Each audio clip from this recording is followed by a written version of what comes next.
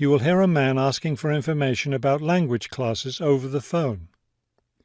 First, you have some time to look at questions 1 to 4.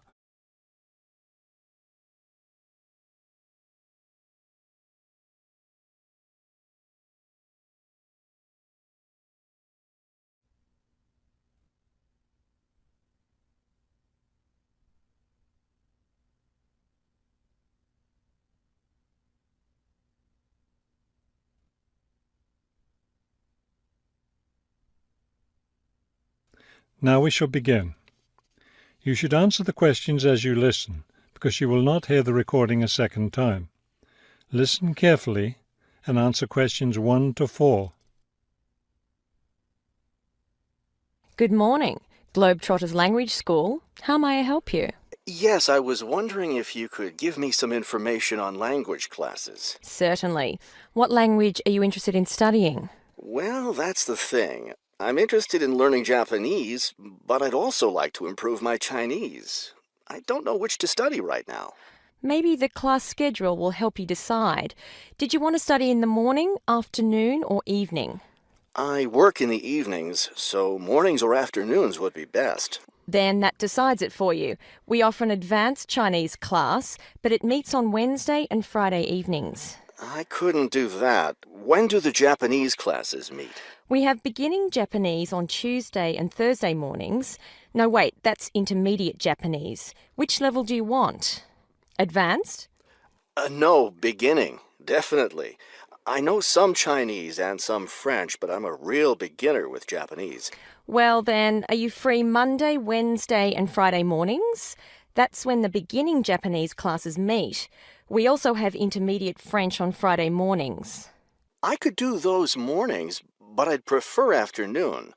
Don't you have anything in the afternoon? We have intermediate Japanese class on Wednesday and Friday afternoons. I really need a beginner class, so I'll take the morning Japanese class. Could you give me an idea of the cost? What would be the tuition for the Japanese class? Before you hear the rest of the conversation, you have some time to look at questions 5 to 10.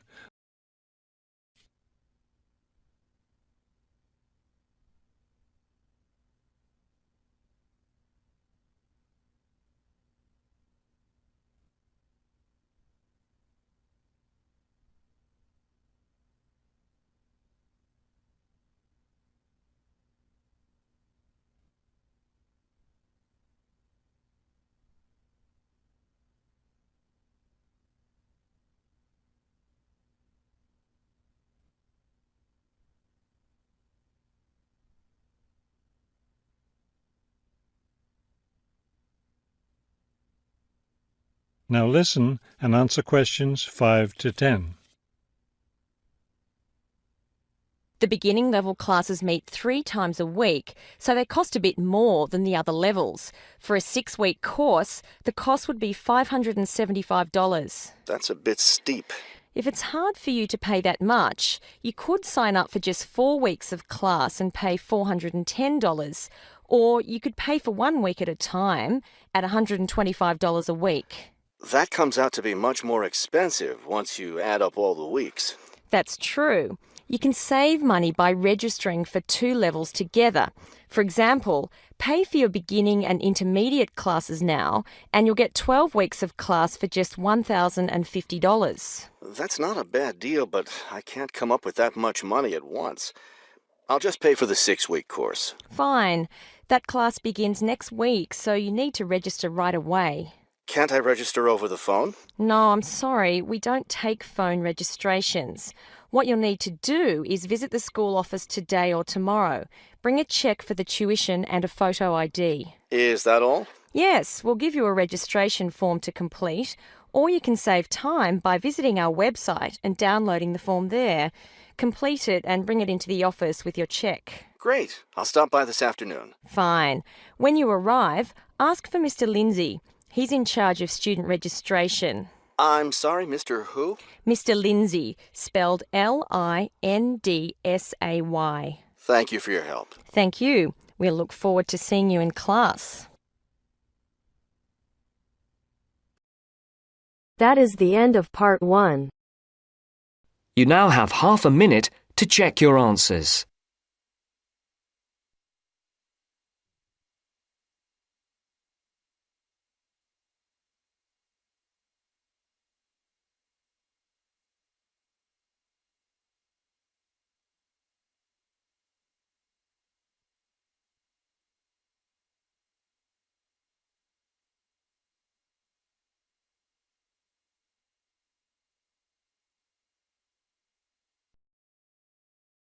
Now turns to Part 2. Part 2. You will hear a lecture on bird migration. First, you have some time to look at questions 11 to 17.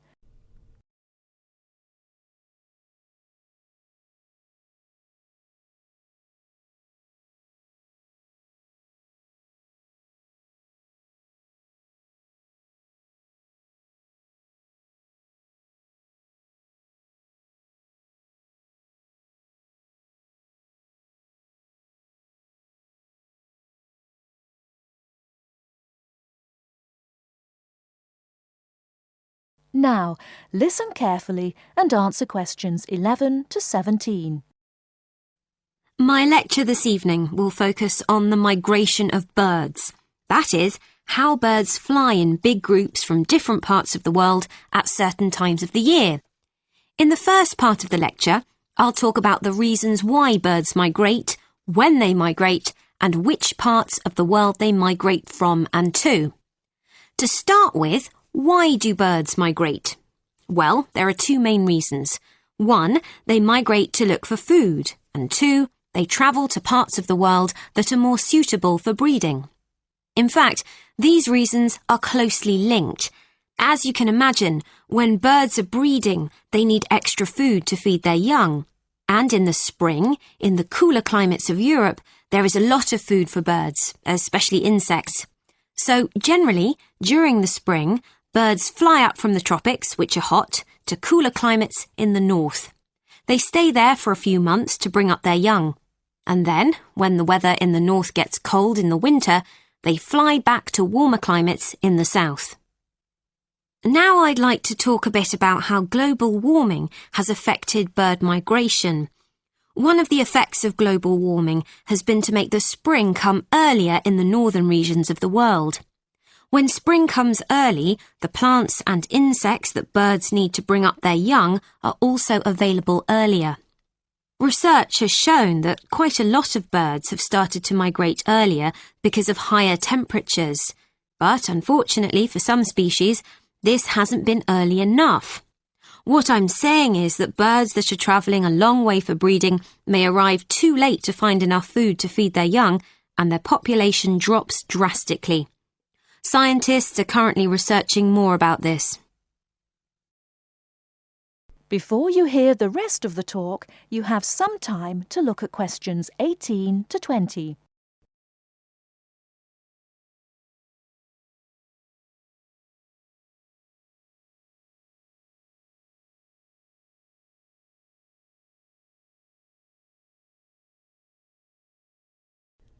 Now listen and answer questions 18 to 20. Now, I thought I'd finish by just briefly describing a few different patterns of migration. Migration varies with the type of bird and the area they come from. For example, one kind of migration is partial migration. This means that some birds in a particular species will migrate and others won't. It usually depends on how the weather affects food supplies, and very often happens in the tropics. In another migratory pattern, a bird called an Arctic tern migrates the whole length of the globe, from the North Pole to the south. The Arctic tern travels between 12 and 15,000 kilometres each way when it migrates in a complete circle around the world. It's quite amazing. Right, and lastly, I'd like to mention a pattern which isn't nearly as spectacular, but is very interesting. And this is the way many birds migrate across North America. In this pattern, the birds fly northwards in the west of the country and then back south again in the east. So, if you imagine it, they're actually migrating in a circular pattern, like the hands of a clock, not in a straight line, as we might think. That is the end of part 2. You now have half a minute to check your answers.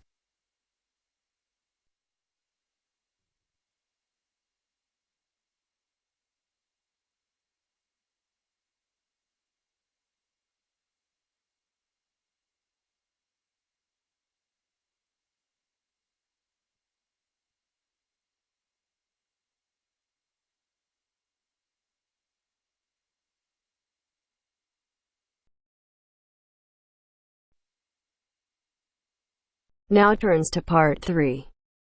Part 3.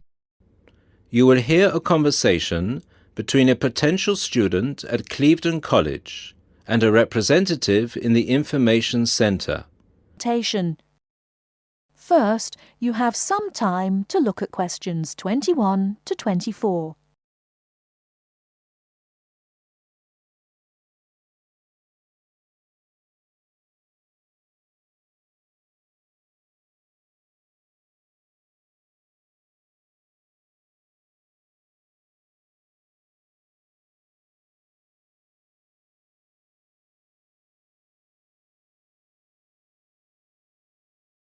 Now, listen carefully and answer questions 21 to 24. Good morning, Clevedon College. Can I help you? Yes, please. I'd like some information about evening courses this term. OK. Which subjects are you interested in? 2 subjects, actually. Languages and computer skills. OK. What languages are you interested in? Actually, I'm not sure. I have to fulfill a language requirement for school, but I haven't really decided what language to study. How many language courses do you run each week? We have 2 every night, from Monday to Friday. I'm sorry, but would you mind going through the schedule for me? Which language on which days? Not at all. Monday to Wednesday are modern European languages, French, Spanish, German, Dutch and Polish. Thursday night, we offer ancient languages, Latin and ancient Greek. And on Friday, we finish off with the Asian languages of Hindi and Bengali. Monday to Wednesday, modern European. Thursday, ancient languages. And Friday, Asian. Can you spell Bengali, please? Yes, it's B-E-N-G-A-L-I. Great. And how much do the courses cost? Each course costs £25 per person per term. But if you want to do 2 language courses, there's a 10% discount, but only if you book for 2 terms. So the 10% discount is if I take 2 courses for 2 terms. Is that right? Right. Before you hear the rest of the talk, you have some time to look at questions 25 to 30.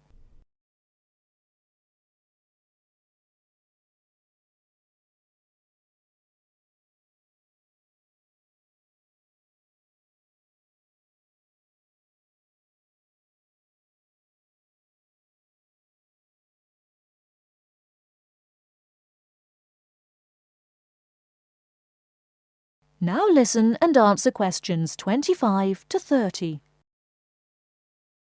Would it be possible for me to book my classes right now? No, sorry, the computer's down. What I suggest you do is call extension 9694. Oh, no, sorry, 6994 after 6 p.m. and ask for Mrs. Johnson. I'm sorry, I didn't get that. Did you say 6994 after 6 p.m? Yes, 6994. Please ask for Mrs. Johnson. Thanks. OK. Can we now look at the computer skill courses? Yes, of course. Computer classes always start in the first week of the month. And the way it works is we offer 1 computer class for the entire month. So you might spend 1 month on databases, another month on Excel, and so on. Classes meet once a week on Tuesday afternoons. The next class starts February 1st. Okay, so for the upcoming month, February? February is going to be databases. There are 24 places still free on that course, and it costs £40 per person. February, databases, 24 openings, £40. Okay. Excel starts in March, and that's nearly full. Only 4 slots left. It's £45. Okay, Excel. March. Only 4 slots left. Got it. April is Outlook. That is never as popular since it costs so much more, but you get a free CD. It is £60 for the month, and there are 19 places left. Okay, April. Outlook, £60. Is that it? No. On the 3rd of June, we start a Word course. We have 16 vacancies for that at the moment. It's also expensive at £55. 3rd of June, Word, 16 vacancies, £55. Now, do I call the same number to book a place in one of these classes? No, you have to call Mary Jones, I think. Yes, Mary Jones. Extension 9623. Sorry, could you repeat that number? Yes, extension 9623. Please call her before 6 p.m. Okay, many thanks for all your help.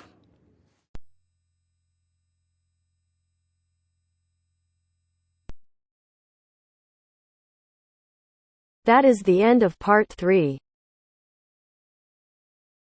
You now have half a minute to check your answers.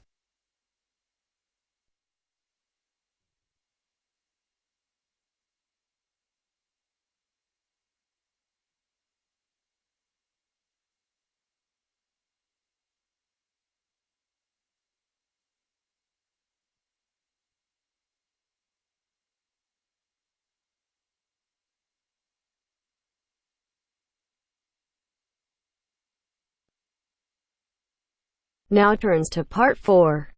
Part 4.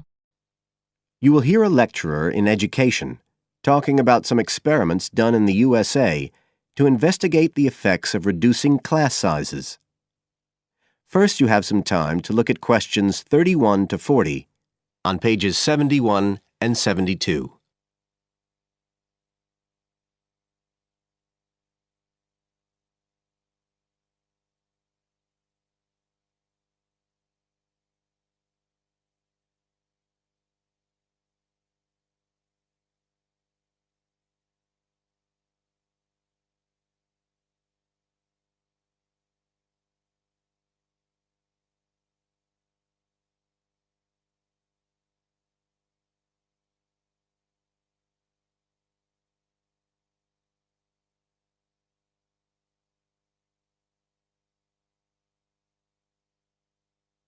Now listen carefully and answer questions 31 to 40. All over the world, there are passionate arguments going on about how educational systems can be improved.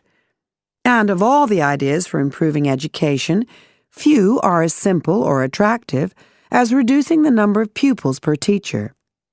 It seems like common sense. But do these ideas have any theoretical basis? Today, I want to look at the situation in the USA and at some of the research that has been done here in America on the effects of reducing class sizes. In the last couple of decades or so, there has been considerable concern in the United States over educational standards here, following revelations that the country's secondary school students perform poorly relative to many Asian and European students. In addition, statistics have shown that students in the nation's lower-income schools in the urban areas have achievement levels far below those of middle-class and upper-middle-class schools. So would reducing class sizes solve these problems? Well, we have to remember that it does have one obvious drawback. It's expensive. It requires more teachers and possibly more classrooms, equipment, and so on. On the other hand, If smaller classes really do work, the eventual economic benefits could be huge. Better education would mean that workers did their jobs more efficiently, saving the country millions of dollars. It would also mean that people were better informed about their health, bringing savings in things like medical costs and days off sick. So what reliable information do we have about the effects of reducing class sizes? There's plenty of anecdotal evidence about the effect on students' behavior, but what reliable evidence do we have for this?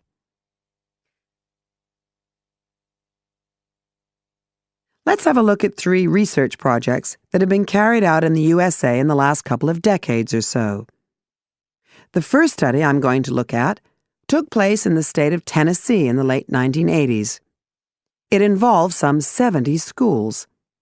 In its first year, about 6,400 students were involved, and by the end of the study, 4 years later, the total number involved had grown to 12,000. What happened was that students entering kindergarten were randomly assigned to either small classes of 13 to 17 students or regular-sized classes of 22 to 26.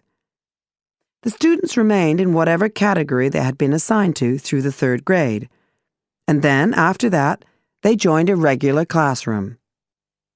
After the study ended in 1989, researchers conducted dozens of analyses of the data. Researchers agree that there was significant benefit for students in attending smaller classes, and it also appears that the beneficial effect was stronger for minority students. However, there's no agreement on the implications of this. We still don't know the answer to questions like how long students have to be in smaller classes to get a benefit, and how big that benefit is, for example. The second project was much larger and took place in California. Like the Tennessee study, it focused on students from kindergarten through to grade 3, but in this case, all schools throughout the state were involved. The experiment is still continuing, but results have been very inconclusive, with very little improvement noted. And the project has, in fact, also had several negative aspects. It meant an increased demand for teachers in almost all California districts. So the better-paying districts got a lot of the best teachers, including a fair number that moved over from the poorer districts. And there were a lot of other problems with the project. For example, there weren't any effective procedures for evaluation. All in all, this project stands as a model of what not to do in a major research project.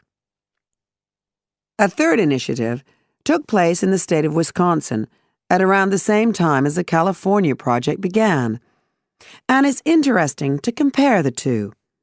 The Wisconsin project was small. Class sizes were reduced in just 14 schools, but it was noteworthy because it targeted schools at which a significant proportion of the students were from poor families, compared with California's one-size-fits-all approach. Analysts have found that the results are very similar to the Tennessee project, with students making gains that are statistically significant, and that are considerably larger than those calculated for the California initiative. Now, I'd like to apply some of these ideas to the latest.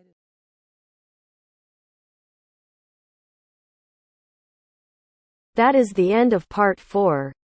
You now have half a minute to check your answers.